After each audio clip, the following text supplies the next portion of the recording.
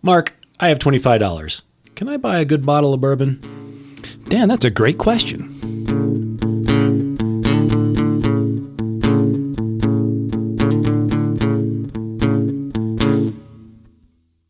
I'm Mark Still. This is The Practical Still. It's a podcast about bourbon and buying good bourbon without spending a ton of money or waiting in line 4 days and camping out with people you don't know. Mark, I'm Dan Cavallari. Thanks for coming to my basement. We're here among many bottles of bourbon right now. And I asked you the question because you and I buy a lot of bourbon between the two of us. Probably maybe too much. Maybe. No, that's not true. It's never too much. Never too much. So, a lot of the theme right now is people are buying these expensive bottles of bourbon, but there's a lot of bourbon out there on the shelves. And so when I walk into a liquor store, I see a $25 bottle of bourbon or a $20 bottle of bourbon. Does that make it bad? No, it doesn't make it bad at all. In fact, it could be a great bottle of bourbon. If you're not doing that on a regular basis, if you're not willing to keep buying them and keep drinking them and end up with some that aren't so good, one of the guideposts you can use is looking for the word straight on the label. So a straight whiskey means certain things, and they give you a little bit of assurance that it is just whiskey. Nothing's been added to it. The word blend comes up a lot. It's got a bad connotation, certainly in Scotch whiskey and even in American whiskey. But if you look for the word straight, that'll give you a good indication that it's a solid whiskey. All right, so let's back up there. So we got two terms that I got to look for when I go in to buy a bottle of any bottle of bourbon, not just necessarily a cheap one. Straight and blended. Real quick, tell me the difference. Yeah, so straight whiskey has some rules around it. So let's just take bourbon, for instance. If you see something that says straight bourbon, then it can only have the ingredients in it of the grains, the water, and then the rest of it's the process. It also has to be aged a particular amount of time. So a straight whiskey has to be aged at least 2 years, so you've got something there. The other thing with blended is it got a bad name. In some circles, it still has a bad name, but it doesn't necessarily have that anymore. But if you're looking in the $25 range, you're trying to be a little bit economical, but still have a good time and enjoy a whiskey, stick to straight whiskeys because there's some good ones in that $20 to $25, $30 range. All right, so that begs the question, are there good blended whiskeys too? Sure, there are. Actually, the blend's taken on a different connotation in recent years. So blending got a bad name because what would happen is you take a decent whiskey, but you wanted to make a bigger profit. You wanted to stretch that whiskey out. And so you'd put a neutral grain spirit in it, something like vodka. And that way you could sell that bottle of whiskey at a lower proof for the same price as you would before, and the distiller or the distributor makes more money. These days, blend often refers to companies like Barrel Bourbon, and they don't actually distill anything, but they go out and find some really cool barrels that are hidden in a warehouse that people haven't purchased yet or that distillery hadn't used yet, and they take those and they blend those straight whiskeys together. So a blend of straight whiskeys is different than a blended whiskey. Mm-hmm. I always think about when I go to buy bourbon, I always think of that movie Sideways. Do you ever see that movie it's all about wine, and there's a scene in which Paul Giamatti is reluctant to go into this party, and he finally says, "All right, I'm going in, but I will not drink Merlot." Yeah. And I never understood that. But you know what I did for years? Not drink Merlot. I have to admit I've not had a glass of Merlot since that movie. Right, yeah. Right. But I recently had some Merlot and it was fine. It just tastes like wine. Yeah. And that's the same with blended. I mean, there's some blends of straight whiskeys that are absolutely fabulous. It happens that there's an awful lot of whiskey aging right now, and even as crazy as the market is for whiskey and the prices have gone astronomical, there's still a lot of whiskey aging. Some of these companies can't possibly sell it all themselves, and so some entrepreneurial folks are going out and buying that whiskey. And sure, sometimes they take a 10 or 12-year-old whiskey distilled in Tennessee, and they take a 8 or 10-year-old whiskey distilled in Kentucky. They're both straight whiskeys in and of themselves. They put those two together, and they feel like the sum is greater than the individual parts. And a lot of times I agree with them, and they're economical whiskeys to buy in the grand scheme of things. They're not $25 whiskeys typically. Sure, yeah, not anymore anyway. No, not anymore. But let's get back to that. I mean, let's think about that $25 bottle of whiskey, and we're going to talk about from time to time what is your whiskey. And do you really know what's in the bottle? But there's some great ones in there in that $25 range. I mean, off the top of my head, I think the Evan Williams makes a bottled in bond. It's got a white label on it. It's a $15, $17 bottle of whiskey. It's solid, and it's a $15-17 whiskey. You say it's a solid bourbon. What does that mean to you? What exactly makes a solid bourbon? Well, first of all, it's a straight whiskey, so I know there's nothing else in it. I tend to like Kentucky whiskey. So if you look at something that's a Kentucky straight whiskey, that extra word Kentucky means something else. Mm-hmm. For a Kentucky straight bourbon, for instance, if you don't see an age statement, if it doesn't tell you it's X number of years old, it's at least 4 years old. Mm. And you like to have a little bit of age. Time in the barrel is what makes bourbon a bourbon. Mm-hmm. What's another example of a good whiskey under $25? And tell me beyond that, when you give this example, how did you discover it? I spent way too much money over the course of a lot of years. So, it's funny. You and I, we like something very similar in the Jim Beam range. So Jim Beam's one of the oldest families in whiskey. Everybody knows what Jim Beam whiskey is. It's interesting that there's at least 6 Jim Beam bourbons that are all under $25. Some of them are in the teens. Yeah. And every one of them's incredibly solid. And it's partly because Jim Beam's a gigantic distillery. They've got economies of scale. They can afford to hang on to whiskey a little bit longer and not have to rush to market to try and make a dollar. Sure. So, if you want to look at anything Jim Beam, there's the one we like a lot together, the Distiller's Cut, supposedly a limited release. I still find them once in a while, but that's a $20 to $22 bottle of whiskey. Cool thing about that is that it's as close, and that price range is as close to what's in a barrel as you'll get. They do drop the proof to 100 proof, but it's unfiltered, and that gives you kind of a cool feel to it that you don't from a heavily filtered whiskey. But they also have a bottled and bond whiskey that's $16. They have a Prohibition style whiskey that again's unfiltered, or not, at least not chill filtered. It's $16. Yeah. And if a smaller distillery tried to pull off a 4 or 5 year old whiskey, they just can't sell it for that kind of price. Just they don't have that kind of economy of scale. So right. That's a great place to start in that range. First of all, if you're still seeing Distiller's Cut from Jim Beam on the shelves? Every once in a while. Really? I have not seen it in probably 6 or 8 months. There's one shelf you could find quite a few bottles of it on. Well, yeah. Okay. So if I visit your house, yeah. Well, if you see a bottle, let me know. I could use another one for sure. It's a great, and we use that term, and I hate to say a daily drinker, but it is a great bourbon to have on the shelf because you don't have to feel bad about drinking it because it is so expensive, but also it's just phenomenal. Yeah, I like it a lot. We one of the bourbons that geeks get hung up on is the George T. Stagg. Yeah, the 17-year-old. Mm-hmm. Only comes out once a year. Nobody gets one. It sells for many times its suggested retail price. And they have a bottle of Stagg Junior that you can find a little more often. Comes out a couple times a year. Costs a lot less. I look at Distiller's Cut kind of like a baby Booker's. Mm-hmm. We both like Booker's a lot. Booker's is a Jim Beam product. Booker No is the great-grandson or great-great-grandson of Jim Beam, responsible for that term small batch and all that we see these days. But it's essentially the same kind of whiskey. It's 5 or 6 years old. It's not filtered, other than taking the visual filter out of it. But it's not chill filtered, which is another term we'll have to define at some point. And it's $20-something. Yeah. So it's hard to beat. You mentioned a term that actually, when you and I first started drinking whiskey together, many sips ago. We've been sipping whiskey for a while now. Mm-hmm. Bottled and bond was a term that I didn't know about. And you had mentioned it to me, and I said, okay, cool. I'll just make sure I look for that. And I still didn't understand what it meant, but I knew that every time I bought a bottled and bond bottle, I really enjoyed it. And you could tell, even though it was less expensive in a lot of cases than some of the other bottles that I had bought over the years, that it was quality. What is bottled and bond, and why is it that every time I stumbled upon one, it just happened to be a good quality whiskey? Well, it's kind of cool.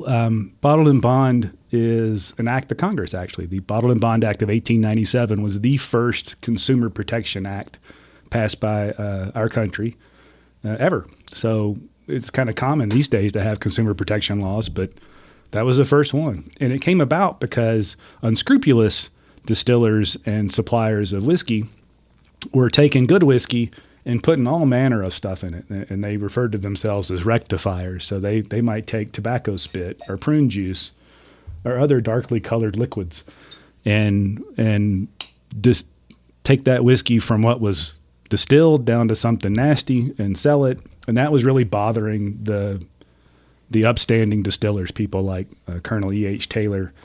He led that. So a lot of the people we know now and revere, whose names are on bottles, were a part of that. But that's what that was. It was consumer protection laws, and it set some rules around it, kind of like the straight whiskey designation. Bottled in bond means something, and what it means is that whiskey has it's aged in a government bonded warehouse. So back in the day, they actually had bonding agents that walked those warehouses and protected it. Has to be at least 4 years old, cannot be younger than 4 years when it hits the bottle. It's bottled exactly 100 proof, and it's the product of one distiller in one distilling season. And you have to designate what that season and time was and who distilled it. So it really takes a lot of the unknown out of a bottle of whiskey. And there's certainly some expensive bottled and bond whiskeys. But again, some of these distillers, they just generally keep their whiskey in bonded warehouses. And if they choose to make a bottled and bond whiskey, then you got those kind of assurances there. So there's some great ones. Back to your $25 question, Rittenhouse bottled and bond rye, $28.9 these days. Right. Super solid bottle. You know exactly what you're getting. Right. I mean, even the more recent one that I discovered, partly because of you and partly because of Casey at Spirits, Wine, and Provisions in Old Town, was Early Times Bottled and Bond. Which, sure. Early Times, my God, I think about that name and I think about rough nights in college, man. Mm-hmm. But this was a great bottle. It was a good sipper. It's better than that. Yeah. It's if I think in blind tasting, and blind tasting is exactly what it sounds like. You don't know what's in the glass. Right. You're not picking that out as a $21 for a liter of whiskey. Absolutely not. Whiskey, it's solid. Yeah, and I had the same reaction to Wild Turkey. I mean, everybody, like you said this once before. Everybody's first introduction to Wild Turkey is usually not a great one. No, one of those terrible college nights nobody wants to remember. Right. Mine was in an Adirondack shelter on the Appalachian Trail, and I was 16. It was not a great introduction to whiskey, but Wild Turkey makes some great bottles. Yeah, it's funny. In a time when we complain about not having age statements on bottles, used to be a $10 or $12 bottle of whiskey. You knew it was 6 or 7 years old. A lot of that's gone away. People still diss the turkey. Yeah. But even the entry level Wild Turkey 101, that's 6, 7, 8 year old whiskey mingled together, made by the stalwart. I mean, the longest serving master distiller in the world is Mr. Russell. Mm-hmm. He's still there in the gift shop, probably not this week for other reasons, but he's still there in the gift shop. He's 80 something years old. It's just a solid bottle. And from that one recipe, they come up with all kind of good stuff because it's quality. Yeah. Yeah. And another one, I mean, the one that again, I discovered because of you was Eagle Rare. I mean, I paid $35 for the last bottle I bought of it. That's a 10-year-old whiskey. Mm-hmm. Yeah. And it actually used to be a single barrel whiskey, another term we should define at some point. But, at least the story I read from Buffalo Trace, the company that makes it, was it was a single barrel product bottled by hand, and they installed a high-speed bottling line and couldn't really tell where one barrel ended and one started, so they just decided to call it a small batch whiskey, which is fine too. But yeah, I agree. It's all subject to taste. Some people like one product or the other, but I'm with you. I've got a bunch of Buffalo Trace Eagle Rare bottles I bought for $28. Mm-hmm. Again, stuffed on the shelf at my house. Yeah. And I love them. I think it's delicious. Right. So we're going to take a quick break here, but Mark, I got a question for you for after the break. Why in the world is bourbon so expensive now? That's another great question, Dan.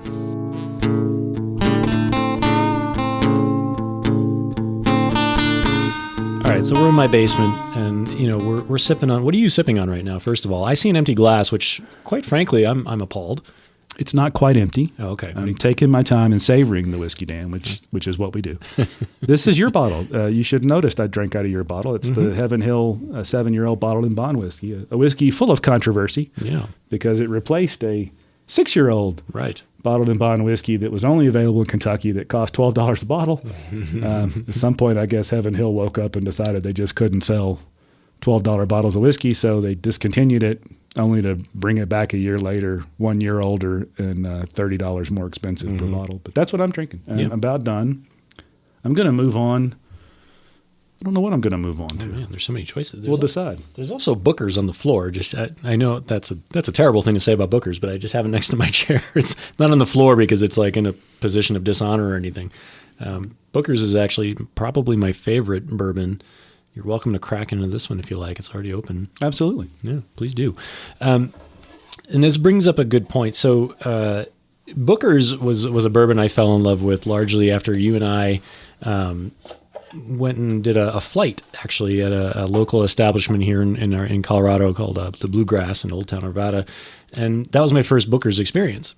And there it is. Sounds musical. And I fell in love.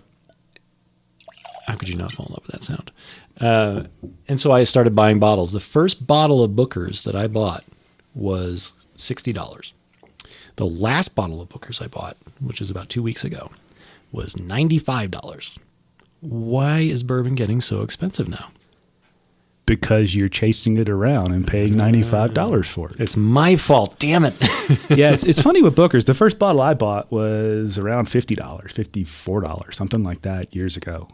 I, too, fell in love with it and did a little study. And turns out, Booker No, relative of Jim Beam, he's the guy who started this small batch stuff. It used to be most bourbons were minglings of hundreds, if not thousands of barrels of whiskey. And he came up with that process, that thought in the 80s.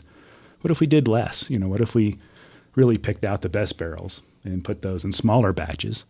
And Booker's was one of those. There's 4 of those in that line. There's Booker's, Knob Creek, Basil Hayden, and Baker's. And I think they're all modeled about the way people in Jim Beam's history like their whiskey or something cool like that. And that's another reason whiskey's expensive, because there's always a story. And some of us suckers buy into those stories. But, I think it goes back to there was a dark, dark time in whiskey as a spirit where vodka and other clear spirits, gin, took over, and the cocktail culture grew, and whiskey just fell out of favor. It never was a booming industry, Kentucky whiskey and whiskey in general, but Scotch was the brown whiskey that really capitalized on the market back in the 70s and 80s. There was a rough time where I think some people in the bourbon industry weren't sure if it was going to survive. Through a few different situations, some very famous people, chef like Anthony Bourdain, sipping on a bottle of whiskey and declaring it the best thing he ever tasted. And, some great writers writing about whiskey that probably thought their career would never go anywhere, and then before you know it, they're almost celebrities. You thought you were talking about me until the celebrity part. Well, you're the most famous person in this basement, dude. It's true. It's true. So I don't know. I think it's I think it's good marketing. I think there's great stories. I think it's a great beverage. I think that's the key. I think at some point somebody went, I don't know, this has got some flavor to it, and vodka doesn't, and funny looking cocktails don't. And let's go back to something that's a little more real, something we can relate to. And it's America's spirit. I mean, bourbon's a legal designation. It's official. You can't just be bourbon. You have to meet certain criteria, and bourbon can be made outside of Kentucky, contrary to popular belief, but it has to be made in the U.S. There's certainly some whiskeys that use similar recipes and such.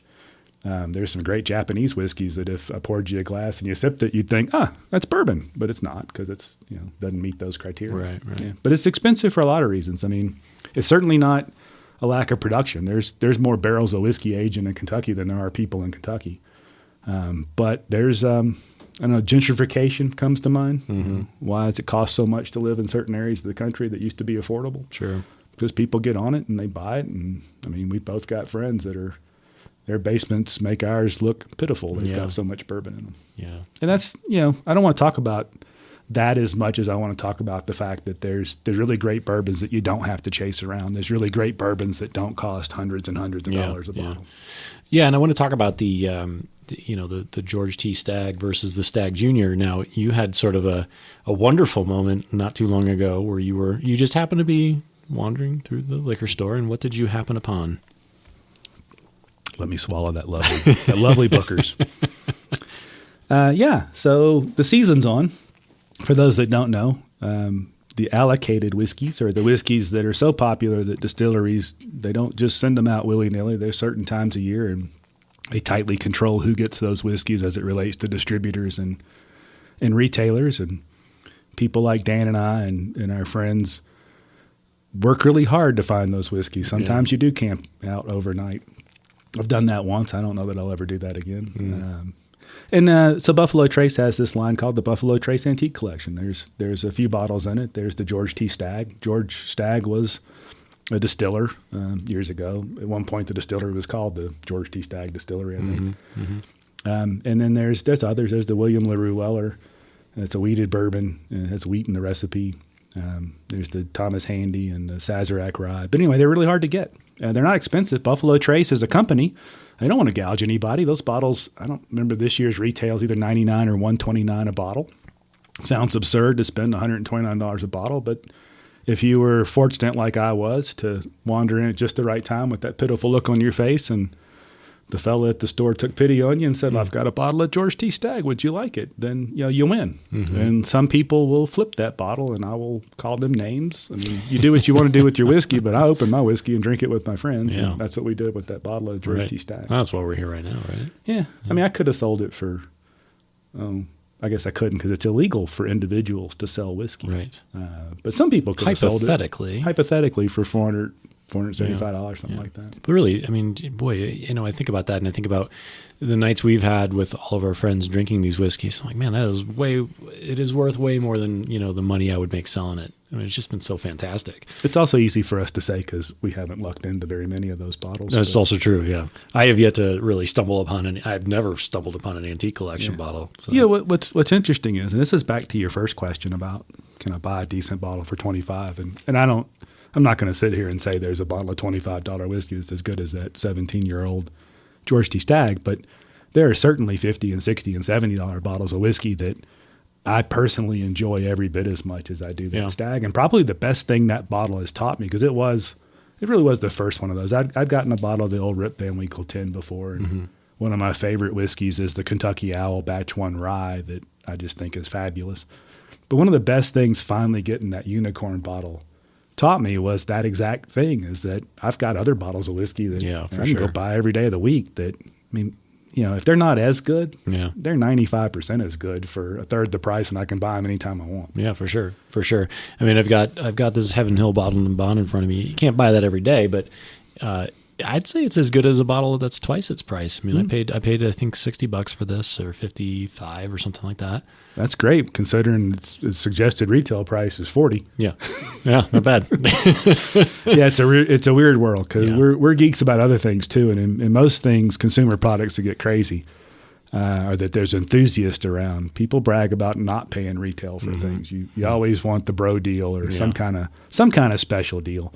In whiskey, if you can buy some of these nice bottles for the actual suggested retail price, it's a glorious day. Yeah, and I don't blame the retailers. I blame the retailers that gouge for sure. Yeah, but if you're not a big retailer, if you're a local whiskey store or a local spirit store or wine store, and you don't buy multiple cases of these things, those distributors are putting the thumb to you a little bit to get you to buy stuff you don't want. So, if that $40 bottle of whiskey that you paid $60 for, that suits me just fine. It's a great bottle, and I chase it. I don't feel like I overpaid for this bottle either. Yeah. I mean, and the funny thing is, I'm zipping through this one because I bought 2 bottles of this, but it's for $60. I mean, how many nights am I going to get of sipping out of this? I mean, that's a good deal. Yeah, let's talk about wine. Yeah, because if you buy a $60 bottle, well, I don't know about your house. At my house, a $60 bottle, any bottle of wine, it's going to get opened and it's going to be done that night. Yeah.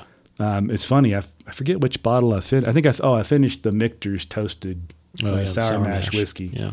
And I got to thinking, it seems like that's been there a long time. How long have I had it? So, of course, I don't keep very good records other than pictures. So, thumb back to the pictures. That bottle had been open for 7 months. Yeah. So, it's a 7-month stint I paid $80 for that bottle. Right. I think that's a solid value. Right. I choose to call it a solid value because I don't want to be irresponsible. Why not? You're in my basement. You can be as irresponsible as you want. I think the other thing to mention with the George T. Stagg bottle you found, and you were generous enough to let me have a sip. That same night, I had brought over the George or the Stagg Junior batch 13, and I paid $60 for that bottle, and it's sort of the little brother, the junior to the George T. Stagg. There's definitely a difference between the two. I mean, you can definitely taste a difference, and there, as you like to say about that bottle, there's just there's just so many different flavors that come through when you're sipping that George T. Stagg. And I think that's really the allure of that big, expensive bottle. But man, having that Stagg Junior right next to it, the gap between that really expensive bottle and the $60 bottle, it exists, and there is something to it. But man, for $60, that bottle of Stagg Junior was just phenomenal. Yeah, I agree. And what's fun about both those whiskeys really is that they aren't one thing. We're dealing with a natural product. We're dealing with a product that goes into a barrel. We're dealing with the product that goes into a barrel, into a warehouse. It's subject to different weather patterns. So really you get a little bit something different every time. But I agree. I mean, if you look at the gap, frankly, I don't know. Let's be honest. I don't know if I tasted both of them blind that I could tell you they're the same whiskey, but they are. Right. They started out of the same still. Yeah. They went into barrels. Same probably stuff. Those Stagg Junior weren't really in the right spot in the warehouse. They weren't really going to ever reach the point that they felt good about them being part of that collection. Right. But still, they started life the same. They don't taste the same, but they're fun. They just made a couple bad choices in the rick house. And, people go awry, bottles go awry, barrels go awry. It happens. They have their strange teen years, and But I agree. I think in that bottle, the Stagg Junior, the typical age on that is 8 or 9 years old. Yeah. And I think it's fabulous. I think there's, frankly, half the time, depending on the batch, I think there's flavors in those that I don't see in that bottle I've got. And to be fair, the George T. Stagg that I've got was the lowest proof variant of that I think they've ever done. Typically, those are in the 125. One of them's been over 140, I think, but typically they're in the 130 range. This one was at 116 and change. I like that. I like the flavor. I'm not necessarily a proof hound. I don't mind a lower proof whiskey if the flavor's there. Yeah. But I'll buy Stagg Junior. Of course, some of those are reaching $90 depending on where you try and buy them too. But I'll buy those as long as they're affordable every time I see them. I think they're solid value. Yep, I totally agree. And just to speak to the proof, I'm drinking Hancock's Reserve right now. That's 88.9 proof. So, and I think this is a topic for another episode. But high proof does not equal high flavor. No, the chemical premise is that alcohol carries flavor. So hard to argue with the chemistry. But I think people get hung up on, I drink 130 proof whiskey neat. Well, congratulations. I think Booker knows, our hero Booker, his son Fred talks about how Booker kept a bottle of Perrier on the table in the kitchen. And he splashed a little Perrier in his Bookers. I wouldn't do that, but I don't mind putting a little water in my whiskey to get it down to where it feels good that night. And I said a minute ago, it's subject to all sorts of inputs. And, one of those is the way I feel that night. I'll drink a whiskey one night and it's just as comfortable as it can be at 120 proof. The next night I can't possibly keep that in my mouth, so I'll put a little water in it. Yeah, that happened to me so I have yet to have a Heaven Hill product I didn't like, and I've got that Elijah Craig barrel proof. And I generally like those high proof, barrel proof whiskeys. And I liked this one, but man, it knocked me off. It knocked me to my heels. So I had to add water. I had to proof it down. And when I did, more flavors came out. And I think that's part of the fun of whiskey too, is you depending on what you do with it, you can really change the flavor of it very quickly. Well, it's a good lesson. You drink the whiskey the way you like it. Yeah. And if anybody tells you there's only one way to drink the whiskey, then you're drinking with the wrong person. Yeah. Should we mention a couple? I know we started the show talking about $25 and under, but should we talk about maybe name a few good value whiskeys that people can go and buy easily without having to wait in line, without having to hunt for it? What's on the shelf now that you would just walk into a liquor store and buy? Well, I'm gonna pimp one that's maybe a little more money than you were thinking, but and you drank some when we started. It's the Peerless small batch bourbon. I've been really wanting to try Peerless. Those guys are doing things way different than most distillers, and they released the bourbon recently. Typically was a $100 bottle. Their rye is a $100 bottle. I just wasn't ready to spend $100 on something I didn't know anything about. Yeah. But I stumbled into one of our local stores and they had it for $60, the bourbon, and I bought it, and it's absolutely fabulous. I don't know. We talk about flavors in whiskey. We talk about profiles and all that nonsense, and people come up with the strangest things they think they taste in whiskey. Maybe they do. I don't know. But this thing is it's like drinking brown sugar, and oh man, it's good. So it's $60. If I hadn't had my recently instituted bourbon budget, I would have bought a lot of that. So I highly recommend that. I would say I tried the Old Forester rye. It's like $20, and I really didn't like it. It tasted like plastic to me. Didn't dig it. But then I got the Old Forester 1920, which is a little more expensive. I think it's like $50 or $60 now, around there somewheres. I zipped through that bottle. It's so good. It's another high proofer. It's 115 proof, I want to say, but boy, the flavor. I mean, just cinnamon and vanilla on the back, and just smoke and everything. There were so many different layers of tastes that you can sit there and sip, and you start the glass. The first sip is vanilla. The second sip is cinnamon. The third sip is smoke, and the fourth sip I'm on the floor. No, Did you? So. We agree on that. We disagree on the rye. I've happened to, for $20 whatever for the Old Forester rye. I've got quite a few of those bottles at my house. I think they're fabulous, whether I'm sipping on them just the whiskey or whether I'm using them in a Manhattan. Right. I think they're fabulous. But I also have not tasted the 1920. I have a bottle. I hadn't opened it. You've tried the 1910, right? I've had the 1910, but I don't have as much experience with it as the 1920. The 1920, I went through a whole bottle. I've been through a couple of the 1910s. Yeah. Also, that's part of their Whiskey Row series where they've got these moments in Brown-Forman and Old Forester history, and they're recreating those moments with those whiskeys. The 1910 was about the fire that happened on Whiskey Row, where they had a whole bunch of whiskey ready to bottle. The fire happened. They had to do something with it, so they put it back in barrels. So it's got a chocolatey, charry, kind of super smoky flavor to it. Yeah. Well, since you mentioned that, before we go, because you said you brought me a treat. I brought a surprise for you. One of our local groups, the CRBC. Oh, sweet. Had an Old Forester barrel pick, which we'll talk about barrel picks at some point. This has not been opened. I'm going to open it in honor of you. Oh, sweet. And it is a 90 proof single barrel offering. So single barrels are when somebody goes to the distillery or they get samples. They sample through the barrels. And instead of it, that was a good sound. That was a great sound. Instead of it being a mingling of multiple barrels, it's that barrel they pick. And it doesn't necessarily, honestly, it doesn't necessarily make it any better. Right. Some people can pick a terrible whiskey. That's good.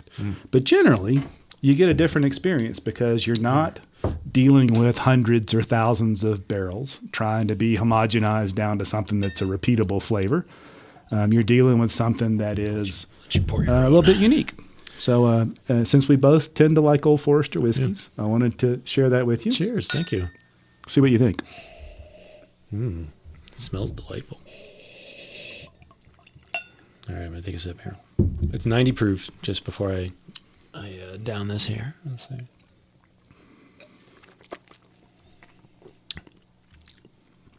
It's a lot of dead air, Dan. Yeah, I know, but it was so good. It was worth every second of it. I might do it again. Sorry, guys.